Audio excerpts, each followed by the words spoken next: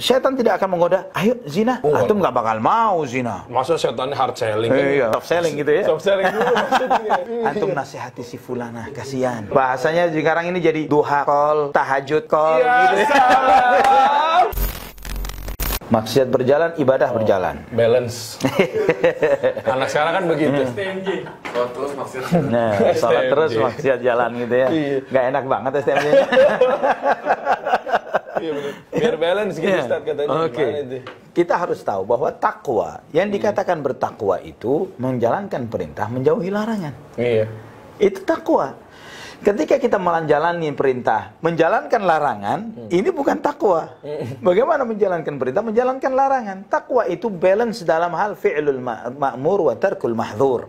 Menjalankan yang diperintahkan, meninggalkan yang dilarang oleh Allah Subhanahu wa taala. Itu takwa. Yang balance itu dalam hal ini. Jadi sering teman-teman yang hijrah, dalam tanda kutip hijrah, dia itu hijrah dari dosa ini, dosa ini, dosa ini, dosa ini, karena mungkin lagi trennya hijrah, ya, lebih dapat banyak sohib di waktu hijrah, lebih banyak dapat peluang bisnis di waktu hijrah. Tapi dia hijrahnya hijrah parsial. Hijrah parsial. Iya, kenapa hijrah parsial? Saya mau tobat dari semua dosa kecuali ini nih, ya, gitu misalnya. Karena di sini anak masih dapat faedah, dapat untung nih, gitu ya. Masih dapat kesenangan, dapat profit, dapat hal-hal tertentu ya gitu kan. Akhirnya dia tobat dari banyak hal, tapi tidak tobat dari dosa ini. Misalnya bisa jadi riba, bisa jadi musik, bisa jadi apapun bentuknya ya. Kemudian tapi ingat, tipuan setan ini tidak akan pernah berhenti kepada kita. Kemudian setan akan memberikan tipuan dengan mengatakan kepada kita, tapi kan ente sudah berhijrah nih, gitu kan? Ente kan sudah hijrah, jadi kalau 1, 2, 3 dosa, no problem, gak bermasalah. Yakini bahwa Allah Maha Pengampun, Maha Penyayang. Ya, misalnya ini bisikan setan. Ketika dia mengentengkan dosa, jangan sampai kita karena kita mengentengkan dosa, kemudian kita mengentengkan azab Allah Subhanahu wa taala. Betul. Gitu. Jadi apa yang ditanyakan terkait tentang bahwa taat terus, maksiat jalan terus juga, ya, ini suatu sikap yang tidak benar, ya, suatu sikap yang sangat tercela. Harusnya ketika kita berusaha untuk hijrah, taubat kepada Allah Subhanahu wa taala, untuk menjadi benar, menjalankan perintah Allah Subhanahu wa taala, maka kita harus berkomitmen penuh kepada Allah untuk meninggalkan semua dosa dan maksiat. Terutama dosa-dosa tersembunyi. Nah, contohnya dosa-dosa tersembunyi, dosa-dosa yang tidak diketahui kecuali oleh diri kita sendiri. Ya, misalnya tobat dari banyak dosa, tapi masih doyan melihat gambar-gambar yang diharamkan oleh Allah, misalnya begitu ya, dengan gadget kita dan lain sebagainya. Itu mungkin tidak banyak orang tahu. Tapi ingat, Nabi SAW mengingatkan dalam sebuah hadis mengerikan sekali. Inni la'alamu aqwaman min ummati ya'tuna yaumal qiyamati bi ujurin mithla jibali tihamatil bayda faja'alaha Allahu haba'an manthura. Aku sangat tahu, kata Nabi, banyak orang dari umatku yang nanti mereka datang pada hari kiamat dengan membawa pahala seperti gunung-gunung Tihamah yang berwarna putih. Pahalanya gunungan. Namun oleh Allah tiup menjadi debu-debu yang berterbangan. Ya, sayang banget. Tidak ada yang tersisa. Maka sampai hadis ini ketika Nabi sampaikan, sahabat bertanya, man hum ya Rasulullah? Sifhum lana ya Rasulullah hatta la nakuna minhum. Siapa mereka ya Rasulullah? Sampaikan ciri mereka yang engkau sebutkan ini supaya kami tidak termasuk di dalam golongan mereka tersebut. Hum yusalluna kama tusallun wa yatasaddaquna kama tatasaddaqun. Ya, mereka sholat seperti kalian sholat, mereka sedekah sama seperti kalian sedekah, mereka puasa seperti kalian puasa. Walakinnahum idza khalau bimaharimillahi intahakuha. Namun mereka adalah orang-orang ketika mereka ada kesempatan berbuat haram sendirian, mereka hajar yang haram itu. Lebih bahaya mereka lakukan itu.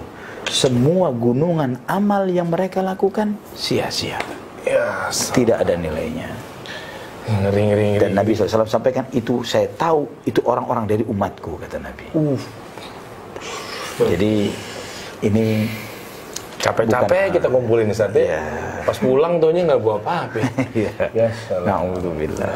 Barakallahu fiik. Itu kalau yang diumpetin ditampakin. Iya. Ada nanya dari jamaah di sini katanya, kalau yang diumpetin pas lagi maksiat kan biasanya kan godaan paling tertinggi ketika kita sendirian ya Ustaz. Iya. Itu luar biasa, paling sulit tuh. Makanya jangan sendirian, rame-rame, kumpul-kumpul. Iya benar. Nah, tapi kalau yang nampak gimana Ustaz? Itu yang ngumpet-ngumpet deh. Kalau ditampakin Nabi SAW bersabda, kullu ummati mu'afa illa al-mujahirun. Setiap umatku akan dimaafkan oleh Allah Subhanahu wa taala dosa-dosanya, kecuali mereka-mereka yang terang-terangan berbuat dosa. Aduh. Iya kan ya?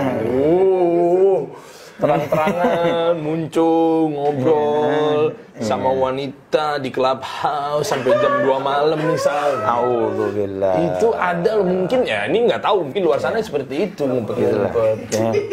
Kan Allah mengingatkan wala tattabi'u khutuwatis syaitan. Janganlah engkau mengikuti langkah-langkah syaitan. Ingat ya bahwa Allah SWT ketika berfirman dalam Al-Qur'an, ini setiap kata yang Allah tetapkan dalam firman-Nya adalah yang terbaik dan mengandung hikmah. Kenapa Allah Subhanahu wa taala menyebutkan langkah-langkah syaitan? Syaitan tidak akan mengajak apalagi seorang tampilan seperti antum nih, Dir, ya. Oh, masya Allah, kelihatan soleh, kelihatan gitu ya, ini dah, ya kan gitu ya, kelihatan ya kan kita nggak tahu ya, antum juga nggak tahu diri anak, gitu ya. Iya benar ya, Zohir, benar. Kita tidak tahu, tapi yang tahu adalah antara kita dengan Allah Subhanahu wa taala. Ya, dan kemudian syaitan tidak akan menggoda, ayo zina. Antum nggak bakal mau zina. Masa setannya hard selling kan? Iya, nggak mungkin hard selling, soft selling gitu ya. Soft selling dulu maksudnya. Pasti kita harus iya. Antum nasihati si fulana, kasihan. Beliau lagi ada masalah, dia lagi ada trauma, ada ini itu, misalnya kan ya. Terus paling tidak nasihatin dia untuk hal-hal yang baik. Ya, bahasanya sekarang ini jadi duha call, tahajud call gitu. Iya kan ya? Assalamualaikum Mufti. Iya kan ya? Sudah duha belum? Sudah. Nanti biasa kajian di mana? Kajian di mana? Dengan kenal dengan ustadz siapa? Waduh. Ngeri banget. Masya Allah. Assalamualaikum. Itu setan khutuwat, langkah-langkah. Iya kan? Akan dibujuk kita, digiring dari hal yang paling kita tidak sadari. Iya kan? Iya, benar. Nah, orang yang berilmu, kenapa selalu digambarkan orang berilmu ini tidak mudah digoda oleh syaitan? Karena ketika ilmu itu benar masuk ke dalam hatinya, ketika langkah itu baru gerakan kecil saja, dia tahu. Kebaca ini langkah syaitan. Kebaca di dirinya bahwa ini fitnah yang akan menggiring dia kemana ujungnya. Maka dari start awal dikat. Start awal itu dari mana? Dari gerakan hati.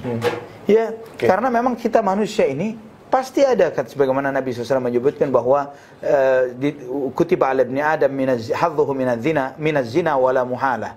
Bahwa Allah telah ditetapkan bagi setiap manusia ini jatahnya dari perbuatan zina, dan itu dia tidak bisa menghindar. Waduh. Bagaimana itu? Mata zinanya melihat, telinga dengan zinanya mendengar, lisan berbicara, tangan dan kemudian hati menginginkannya, dan yang membenarkannya adalah kemaluannya, begitu kan? Nabi SAW menyebutkan seperti itu.